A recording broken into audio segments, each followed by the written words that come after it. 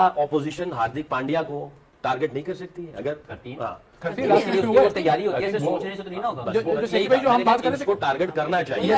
ये targeted bowler है, इसको टारगेट इंडिया के पास और ऑप्शंस है ना, they have other bowlers as well. तो एक आध अगर किसी एक्सपेंसिव हो गए तो डुबे के पास चले गए, तिलक वर्मा के लिए भारतीय के लिए बात कर रहा हूँ कि इसको हम टारगेट क्यों नहीं करते हैं? इसको हम क्योंकि हमारी तो हम सिर्फ तो लैंड किसी में को भी नहीं करते, हम तो अक्षर पटेल को नहीं करते। हम तो इस पे विकेट देके आ जाते हैं जो हमारा T20 का मैच इसीलिए उमर बोल से यार हार्दिक पांड्या क्या रिबाडा नगीडी इस कैलिबर का बॉलर है या प्योर जैसे हम कहते हैं बॉलर है पूरा प्रॉपर? क्या इसके अंदर इतनी स्किल्स है? स्किल्स उस तरह की स्किल तो नहीं, लेकिन एटलीस्ट उसको अपनी लिमिटेशन का पता है कि उसको किस तरह यूज करता है। सबसे इंपॉर्टेंट चीज है कॉन्फिडेंस, कि वो जो उसका कॉन्फिडेंस है उसको बैक कर रहा है, उसको जिस सिचुएशन में भी लेके आता है वो हाथ रेस कर रहा है। अगर आप 2024 की फाइनल ओवर की बात करें तो वहां पे उसने हाथ रेस किया, वो कर रहा है। कॉन्फिडेंस आपको, अगर आपकी लिमिटेशन कम भी हो, आपकी स्किल्स कम भी हो, लेकिन जहां पे आप जिस तरह अगेन बात करें कि आप यहाँ से मेंटली स्ट्रांग हो और दलेर हो यहाँ से, तो आपकी परफॉर्मेंसेस बढ़ जाती है। ग्लेन मुश्ताक का कहना है कि हार्दिक पांड्या जैसे बॉलर को, इतने ऑर्डिनरी बॉलर को कोई ओपोजिशन टारगेट क्यों नहीं करता। इनको पता ही नहीं है कि हार्दिक पांड्या का जो एटीट्यूड है उसके आगे पूरा पाकिस्तान सरेंडर कर देता है। हार्दिक पांड्या भले ही बॉलिंग में स्किलफुल ना हो, लेकिन जो उसका एटीट्यूड है और जो उसकी समझ है वही तो काम आ रही है हार्दिक पांड्या की। बैटिंग में तो कोई उसको पीछे नहीं छोड़ सकता, लेकिन ग्लेन मुश्ताक का ये मतलब उनको समझ में आ रहा है कि हार्दिक पांड्या चल कैसे रहा है, इतना अच्छा परफॉर्मेंस कैसे कर रहा है, खासकर बॉलिंग में, जबकि उसकी बॉलिंग कोई रबाडा जैसी नहीं है, लुंगी जैसी नहीं है, तो कुल मिला के जसप्रीत बुमराह जैसी नहीं है, तो वो इतना अच्छा परफॉर्मेंस क्यों कर रहा है? जबकि पाकिस्तान तो उसी के खिलाफ अपना विकेट मतलब ऐसा लगता है कम्युनिटी डाली हुई है पाकिस्तान ने, हर एक मैच में 2 विकेट हमें देना है हार्दिक पांड्या को।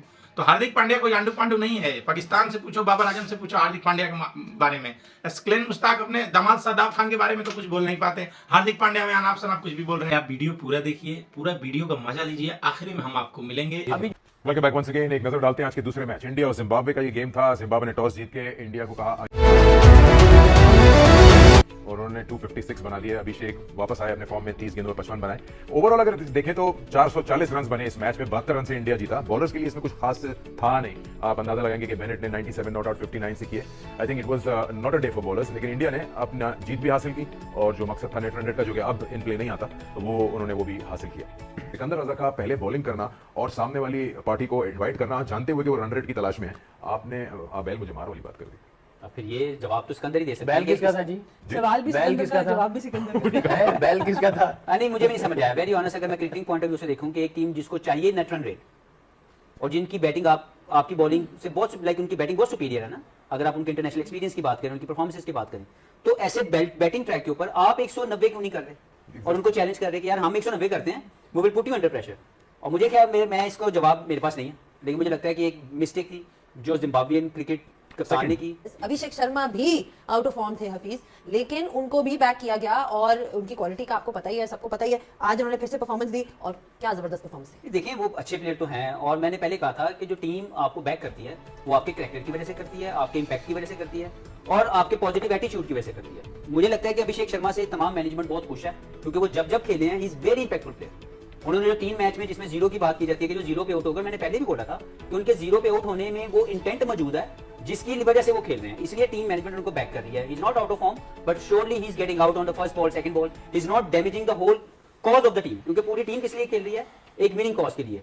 अगर ये फर्ज करें 15 रन करें 20 बॉलों पे, वो कंसर्निंग होगा मेरे लिए एज ए मैनेजमेंट। अगर मैं कोच हूं तो मेरे लिए अभिषेक का पहले 2 बॉलों में या 3 बॉलों में आउट हो जाना कोई इतना बड़ा मसला मुझे नजर नहीं आएगा, लेकिन अगर वो 20 बॉल खेल के 10 करे, 12 करे, फिर मैं सोचूंगा यार this something wrong. So I think they back the intent of Abhishek Sharma and the way he batted today, it shows the confidence, it must have given a great confidence to the management back in the dugout कि मैं वही अभिषेक हूं जिस पे आप trust कर रहे हैं।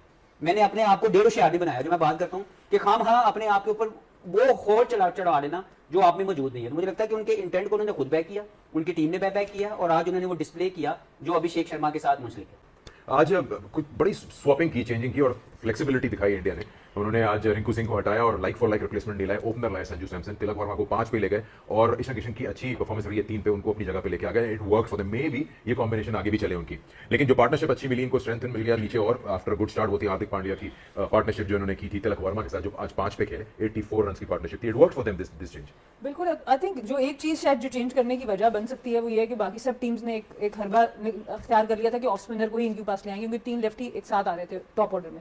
तो उसको तोड़ने के लिए एक राइट हैंड बैटर ऊपर लेकर आए। और आज मेरे ख्याल से फिर भी ये चीज मिस की है सिकंदर रजा ने, खुद आना चाहिए था उनको नए बॉल से, क्योंकि काफी रन बन गए और जब वो आए तो ईशान किशान की विकेट उन्होंने फौरन हासिल कर ली। तो मे भी जो इसके पीछे जो इतना मेजर चेंज है कि नीचे से एक प्लेयर निकाल के आप ओपन पे चेंज करें, वो जो 3 लेफ्टीज इकट्ठे आ रहे हैं उसको शायद उन्होंने चेंज करना था, क्योंकि आपने देखा एडन माकरम भी आए इनके अगेंस्ट, सलमान आगा भी इनके अगेंस्ट आए, फिर एक और टीम ने भी इसी तरह मेरे ख्याल से नेदरलैंड्स उन्होंने भी ऑफ स्पिनर से स्टार्ट किया। तो मे भी उन्होंने प्रोएक्टिव करने के लिए कि हम थोड़े से बॉलिंग प्लान्स दूसरी टीम्स के भी डिस्टर्ब करें, और ये उनके पास लीनियंसी भी है बिकॉज प्लेयर्स इतने रेडी हैं, मैच रेडी हैं कि वो डिफरेंट पोजीशंस पे आके खेल सकते हैं। क्या लगता है यही कॉम्बिनेशन शायद ये अडॉप्ट कर ले बाकी मैचेस के लिए? ये हो सकता है, हो भी सकता है, हो नहीं सकता, ये तो आई थिंक आगे डिपेंड करेगा। अक्षर पटेल को भी मेरे ख्याल से ना खिलाना साउथ अफ्रीका के मैच में एक रीजन ये भी हो सकता है कि आप अपने सारे बॉलर्स ना दिखाएं बिफोर द वर्चुअल फाइनल और सेमीफाइनल, आप थोड़ा सा चेंज करते हैं ऐसी चीज को, ये भी लोग उस ग्रुप मैचेस में दिमाग में रखते हैं, बट उनको शायद अंदाजा नहीं था कि इतना बड़ा मार्जिन चला जाएगा और वो एक डिफिकल्ट पोजीशन में आ वैसे जाएंगे। जहाँ पे आपके 7वें नंबर पर दुबे आ रहे हो और 6 इस तरह के बैट्समैन हो जो इंडिया के खेल रहे हैं,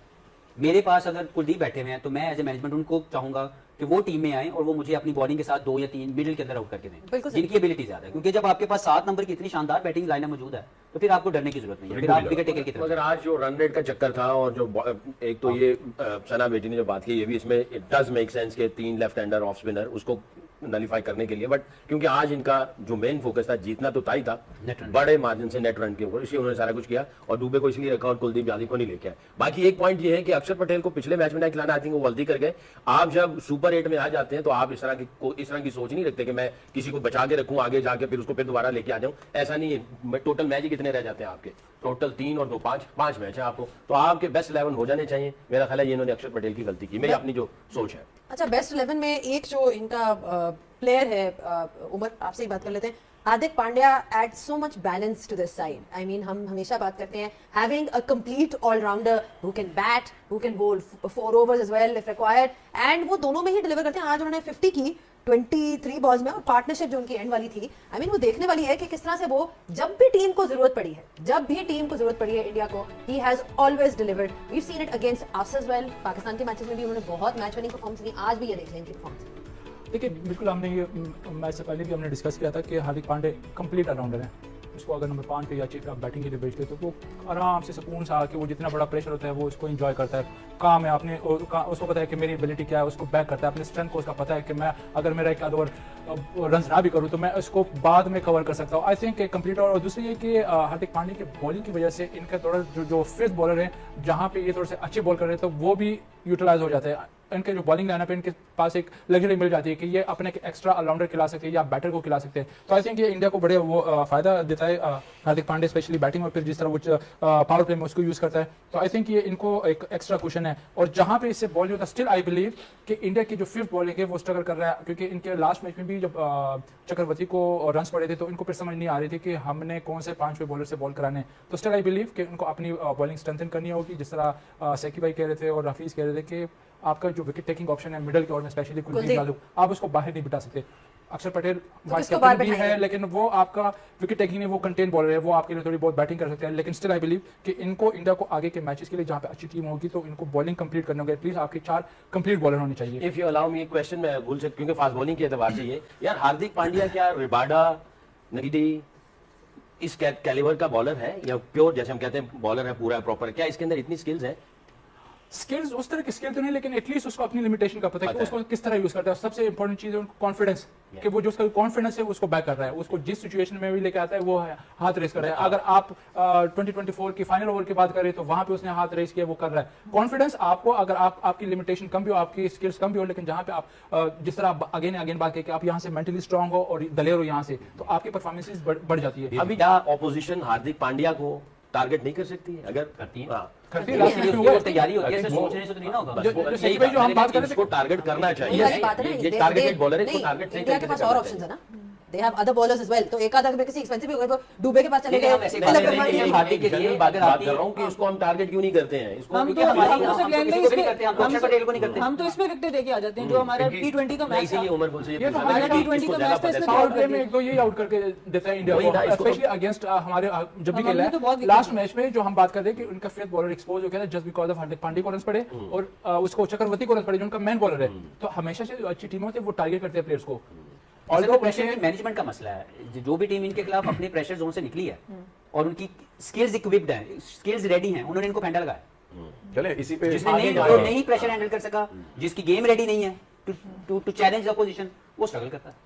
ठीक है। वर्ल्ड कप में क्या इंडिया की बॉलिंग इतनी है कि उनको आखिर तक लेकर जाए, इस पे बात करेंगे इस ब्रेक के बाद। आज क्योंकि हमने देखा बहुत ही ट्रू पिच थी, बुमराह को भी विकेट नहीं मिली, so on so forth, will have a look at how India's bowling is faring in this world cup. India को जीत मिली है जिम्बाब्वे के खिलाफ, उसके बाद इंडिया वेस्टइंडीज से सेमीफाइनल खेलेगा। सब कोई बोल रहा है कि वेस्टइंडीज को इंडिया आसानी से हरा देगा, उसके बाद सेमीफाइनल में चला जाएगा। लेकिन पाकिस्तानी मीडिया एक अलग ही दुख में दुखी है कि इतना अच्छा परफॉर्मेंस किया जिम्बाब्वे के खिलाफ, लेकिन बॉलिंग ठीक नहीं है। अरे हमारी बॉलिंग ठीक हो या नहीं हो, हम ही सेमीफाइनल और फाइनल खेलने से मतलब है और जीतने से मतलब है।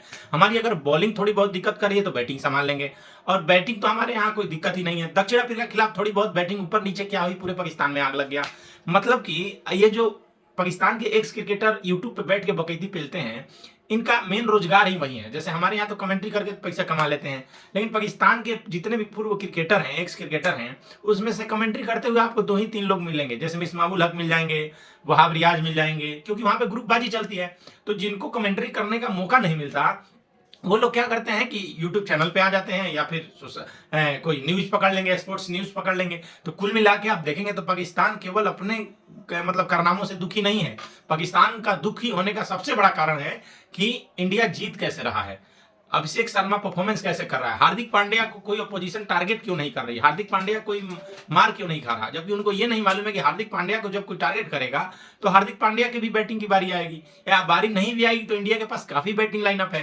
तो कुल मिला के पाकिस्तान जो है वो अपने टीम से दुखी नहीं है, वो लोग इंडियन क्रिकेट टीम से ज्यादा दुखी हैं कि ये लोग मतलब इतना अच्छा बॉलिंग नहीं रहते हुए भी मैच कैसे जीत जाते हैं। आपने जो वीडियो देखा उसमें देख के क्या पता लगा, जितने भी बैठ के न्यूज चैनलों पर बकैती मार रहे हैं, इनका तो केवल एक ही प्रॉब्लम है कि इंडियन क्रिकेट टीम हारते हारते कैसे सेमीफाइनल तक पहुंच गई, सेमीफाइनल का रास्ता साफ हो गया। तो कुल मिला के अपने दुख से दुखी होने वाले लोग पाकिस्तानी मीडिया में नहीं है, वो इंडिया के सुख से दुखी होने वाले लोग हैं। अब आप हार्दिक पांड्या, तिलक वर्मा, सूर्य कुमार यादव और इन लोगों का आप परफॉर्मेंस देखेंगे जिम्बाब्वे के खिलाफ, तो भाई साहब जो इन्होंने 256 रनों का टारगेट खड़ा किया था, उसी समय सबको पता चल गया था कि जिम्बाब्वे इतना बड़ा स्कोर अचीव नहीं कर पाएगी। लेकिन ये बात पाकिस्तानियों को बड़ा दुख लगा कि सिकंदर राजा ने टॉस जीतने के बाद बैटिंग का ऑफर दे दिया, आप बैल मुझे मार वाला ऑफर दे दिया, तो सिकंदर राजा जाने। लेकिन इन लोगों को ऐसा लगा कि सिकंदर राजा ने मतलब ये दे दिया कि आप लो दबा के रन मारो और आप सेमीफाइनल में जाओ, ऐसा इनका मानना है, पाकिस्तानियों का मानना है। लेकिन हम लोग तो यही जानते हैं भाई साहब, पाकिस्तान रोते रहे, हमारा वीडियो आप लोग देखते रहे, और वीडियो पूरा देखिए, कमेंट सेक्शन में जरूर बताइए वीडियो कैसा लगा। चैनल पर नए तो चैनल को सब्सक्राइब करिए। जय हिंद, जय भारत।